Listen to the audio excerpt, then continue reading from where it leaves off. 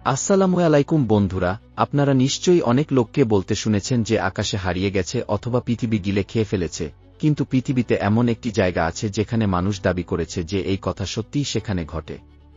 এই জায়গাটি উত্তর আটলান্টিক মহাসাগরের পশ্চিম অঞ্চলে অবস্থিত, মার্কিন যুক্তরাষ্ট্রের রাজ্যগুলি যেমন ফ্লোরিডা, পুয়ের্তো রিকো দ্বীপ এবং বারমুডার মধ্যে অবস্থিত। যেহেতু তারা একসাথে ত্রিভুজ তৈরি করে, তাই এই এলাকাটিকে বারমুডা ট্রায়াঙ্গেল বলা হয়। কিন্তু এই জায়গায় ঘটে যাওয়া ঘটনার কারণে এর আরও নামকরণ করা হয়েছে, যেমন devil's triangle, the limbo of the lost. বন্ধুরা, এই এলাকাটি সম্পর্কে এমন গল্প শুরু হয়েছিল 1950 সালে। মার্কিন গণমাধ্যমে এই এলাকাটি সম্পর্কে আলোচনা হয়েছিল, কিন্তু প্রথমবারের মতো ভিনসেন্ট গেডি নামক রাইটার তার লেখা আর্গোসি ম্যাগাজিনে একটি নিবন্ধ প্রকাশে তিনি এই জায়গার নাম বারমুডা ট্রায়াঙ্গেল বলে উল্লেখ করেছিলেন। তিনি লিখেছিলেন যে ফ্লোরিডার কাছে একটি এলাকা আছে যা 3টি বিন্দুর মতো ত্রিভুজ আকারে গঠিত, যেখানে কিছু অদ্ভুত কার্যকলাপ ঘটছে। তখন তিনি এই প্রবন্ধটি নাম দিয়েছিলেন দ্য ডেডলি বারমুডা ট্রায়াঙ্গেল। এরপর থেকে যখনই মানুষ এটি নিয়ে কথা বলতো, এটিকে বারমুডা ট্রায়াঙ্গেল বলে ডাকত, আর তখন থেকে এই জায়গা বারমুডা ট্রায়াঙ্গল নামে পরিচিতি পায়।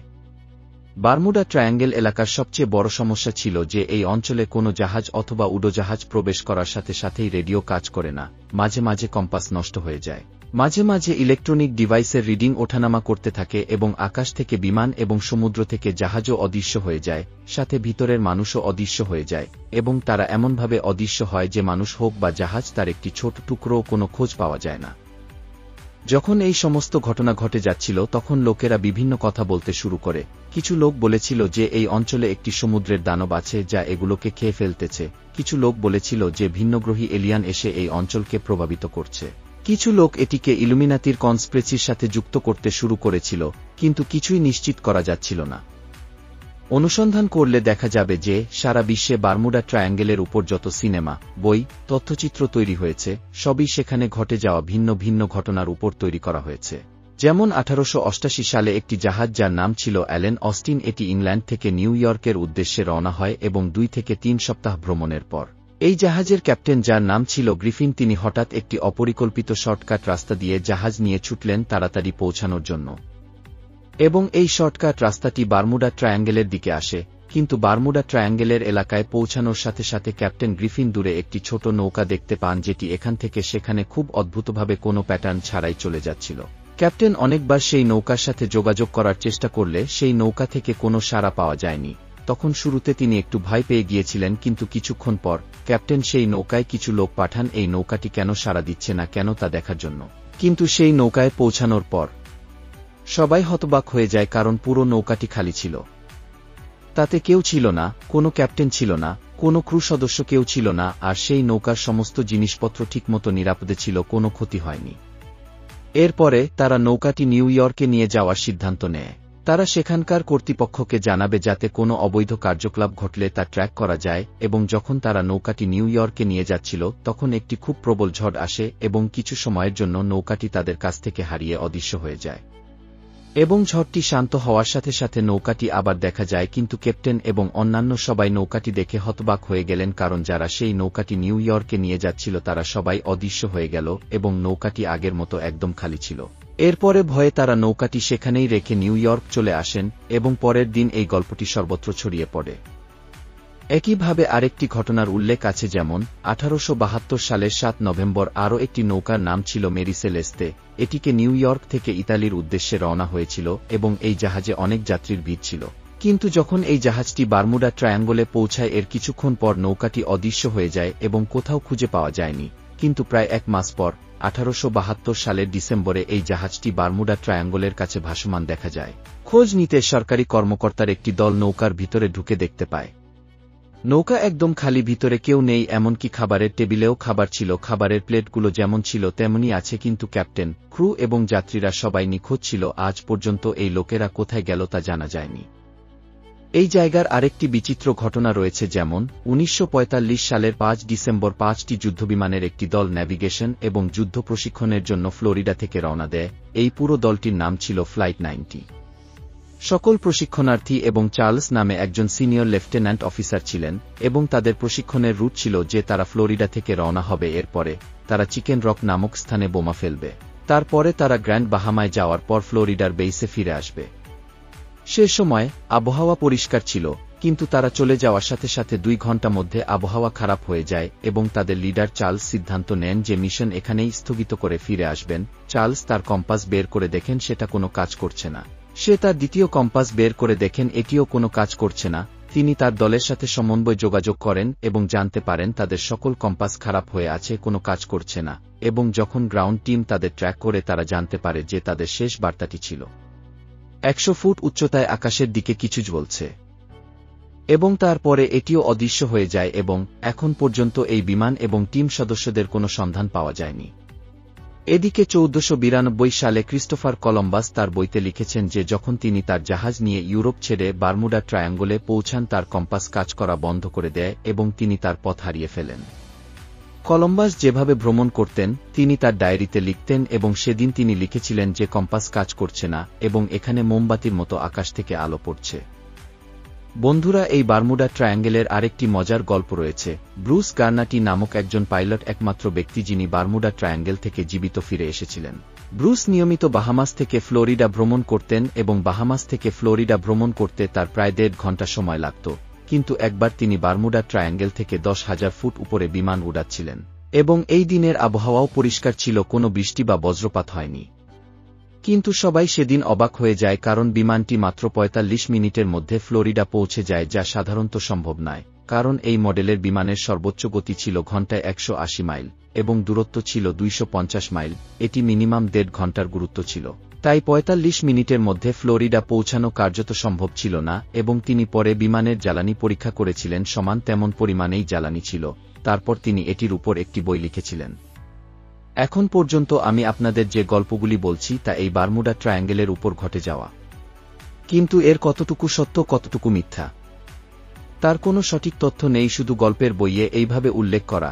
বারমুডা ট্রায়াঙ্গেল নিয়ে আরও অনেক গল্প রয়েছে যা বই, সিনেমা এবং তথ্যচিত্র আকারে বিক্রি হয়। এর পিছনে কারণ হল মানুষ রহস্যময় গল্প পছন্দ করে, তারা সেই গল্পগুলির সাথে সংযোগ তৈরি করতে পছন্দ করে, কারণ এই কনস্পিরেসির তত্ত্বগুলি খুবই আকর্ষণীয়। আপনি অনুসন্ধান করলে দেখবেন বারমুডা ট্রায়াঙ্গলের উপর কত সিনেমা, গল্পের বই তৈরি হয়েছে। আপনি যদি বই অনুসন্ধান করেন তাহলে অনেক রকমের গল্প পাবেন, এলিয়েন থেকে ইলুমিনাতি পর্যন্ত। সব কল্পনায় সেই স্তরের গল্প তৈরি করেছে একটি নির্দিষ্ট ঘটনার কিছু তথ্য সংগ্রহ করে, যা 100 থেকে 200 বছর পুরনো, যা যাচাই করাও সম্ভব নয়। আমরা কিছু বিশ্বাস করি যখন আমরা এই সব গল্প পড়ি এবং শুনি। তাহলে সবার মনে অবশ্যই প্রশ্ন জাগে, যদি এই জায়গাটা এত রহস্যময় হয় তাহলে আজকাল আমরা কেন এটা নিয়ে কোনো ঘটনা শুনতে পাই না? এখন কি কেউ আর ফ্লোরিডা বিমান বা জাহাজ নিয়ে যেতে বারমুডা ট্রায়াঙ্গলের রুট ব্যবহার করে না? আসলে এটা সঠিক নয় বন্ধুরা। আসল কথায় আজকের দিনে বারমুডা ট্রায়াঙ্গলের সীমানার দিকে সবচেয়ে বেশি ট্রাফিক জোন থাকে। আজকের দিনে আমাদের কাছে উন্নত প্রযুক্তি রয়েছে, উন্নত সামাজিক যোগাযোগের মাধ্যম রয়েছে। যদি সেখানে এমন কোনো কিছু ঘটত আমরা জানতে পারতাম। আসলে বারমুডা ট্রায়াঙ্গেলের এই জায়গার কনস্পিরেসি এত রহস্যময় নয় যেভাবে গল্পের মাধ্যমে আমাদের কাছে উল্লেখ করা হয়েছে। আপনি গুগলে একটু সার্চ করলে দেখবেন বারমুডা ট্রায়াঙ্গেলের এলাকাটি শীর্ষ 10টি বিপজ্জনক অঞ্চলের মধ্যেও নেই। প্রকৃতপক্ষে কোনো দেশের মানচিত্রে বারমুডা ট্রায়াঙ্গেলের কথা এইভাবে রহস্যময় করে উল্লেখ করা হয়নি। মার্কিন নৌবাহিনী বারমুডা ট্রায়াঙ্গেলের নামও বিশ্বাস করে না। বারমুডা ট্রায়াঙ্গেলের উইকিপিডিয়ায় সংজ্ঞা দেওয়া হয়েছে যে এটি একটি নগর কিংবদন্তি, অর্থাৎ এটি এমন একটি গল্প যা বলা হচ্ছে যে এটি সত্য, কিন্তু এটি সত্য নয়। যদি আপনি বিশ্বের অন্যান্য হতাহতের সাথে তুলনা করেন তাহলে দেখবেন বারমুডা ট্রায়াঙ্গেলের ঘটে যাওয়া তথ্য খুবই কম, কিন্তু তারপরেও বারমুডা ট্রায়াঙ্গেল খুবই বিখ্যাত, কারণ এর গল্প, বই, তথ্যচিত্র, সিনেমা, পর্যটন এইসবের অর্থনীতি খুবই শক্তিশালী। লা ট্রিবুনা রিপোর্ট অনুসারে বারমুডা ট্রায়াঙ্গেল থেকে 75টি জাহাজ এবং বিমান হারিয়েছে। যদি আপনি লক্ষ্য করেন তাহলে বিশ্বের অন্যান্য অংশে প্রায় একই সংখ্যক দুর্ঘটনা ঘটেছে, কিন্তু সেই ঘটনাগুলো নিয়ে এত গল্প এবং কনস্পিরেসি নেই, কারণ প্রথম থেকে এই বারমুডা ট্রায়াঙ্গল সবার কাছে বেশ আলোচিত এবং পরিচিত। যেমন জাপানেও ত্রিভুজের আকারে একই ধরনের এলাকা রয়েছে, এটিকে ড্রাগন ট্রায়াঙ্গেলও বলা হয়। এখানেও 1945 সালে A6MO বিমানের সংযোগ বিচ্ছিন্ন হয়ে যায়, আর শেষ বার্তায় পাইলট কেবল বলছিলেন যে আকাশে কিছু ঘটছে, আকাশ খুলে যাচ্ছে। তারপরে আমরা এখনও জানি না সেখানে কি ঘটেছিল। একই ড্রাগন ট্রায়াঙ্গেলে 1980 সালে একটি বড় ব্রিটিশ জাহাজ এমভি ডার্বিশায়ার হঠাৎ করে অদৃশ্য হয়ে যায় এবং কেউ কখনো এটি সম্পর্কে জানতে পারেনি এটি কোথায় গেছে। ড্রাগন ট্রায়াঙ্গেলের এলাকা বারমুডা ট্রায়াঙ্গেলের মতোই এবং ঘটনাগুলি প্রায় একই রকম, কিন্তু তারপরেও বারমুডা ট্রায়াঙ্গেল আরও বেশি লাইমলাইটে পড়ে, কারণ হলিউডের সব সিনেমা এবং গল্পকথা বারমুডা ট্রায়াঙ্গেলের উপর নির্মিত হয়েছে, ড্রাগন ট্রায়াঙ্গেলের উপর তেমন নির্মিত হয়নি। এই কারণেই বারমুডা ট্রায়াঙ্গেল বেশি বিখ্যাত। বারমুডা ট্রায়াঙ্গেল এবং ড্রাগন ট্রায়াঙ্গেল উভয় একই অক্ষাংশে অবস্থিত, তাই এটি নিয়ে কনস্পিরেসি তত্ত্ব এবং সত্য মিথ্যা গল্প চলছে, যা আজকের দিনে কোনোভাবেই যাচাই করা সম্ভব নয়। এখন বেশিরভাগ ক্ষেত্রেই সবার মনে প্রশ্ন ওঠে, তাহলে কেন বারমুডা ট্রায়াঙ্গলের কাছে কোনো কম্পাস কাজ করে না? যখনই আপনি কম্পাসে উত্তরের দিক পরীক্ষা করেন, এটি পৃথিবীর ভৌগোলিক উত্তর থেকে একটু আলাদা দেখায়। এই কারণেই পৃথিবীর দুটি মেরু ব্যবস্থা রয়েছে, একটি হল চৌম্বক মেরু ব্যবস্থা যা কম্পাসটি দেখায়, এবং দ্বিতীয়টি হল ভৌগোলিক মেরু ব্যবস্থা, যা পৃথিবীর ঘূর্ণনের অক্ষের উপর ভিত্তি করে। ভৌগোলিক উত্তর মেরুকে সত্যিকারের উত্তর দিক বলা হয়, কিন্তু পৃথিবীতে এমন কিছু জায়গা আছে যেখানে আপনি যদি কম্পাস দিয়ে পরীক্ষা করেন, তবে এটি আসল উত্তর মেরু এবং যে জায়গা থেকে এই আসল উত্তর দৃশ্যমান। আমরা এটিকে অ্যাগনিক রেখা বলি, যদিও এই অ্যাগনিক রেখাটি ক্রমাগত পরিবর্তিত হচ্ছে এবং এটি বহু বছর ধরে বারমুডা ট্রায়াঙ্গেলের কেন্দ্রে দেখাচ্ছে। এই কারণেই এই অঞ্চলে কম্পাসের একটি সমস্যা রয়েছে এবং এটি ভুল দিক দেখায়। যদি আমরা ফ্লাইট 19 এর দুর্ঘটনার কথা বলি, তাহলে সেই ক্ষেত্রেও তদন্তকারী দলের রিপোর্টে এটা বলা হয়েছিল যে এটি একটি মানবিক ত্রুটি। কম্পাসের ব্যর্থতার কারণে তারা পথ ভুলে গিয়েছিল এবং শেষ পর্যন্ত তাদের জ্বালানি ফুরিয়ে গিয়ে দুর্ঘটনা ঘটেছিল। কিন্তু আজ আধুনিক জিপিএস এবং উন্নত রাডার সিস্টেম রয়েছে, সেই কারণেই আজ এই দুর্ঘটনা ঘটে না এবং শোনাও যায় না।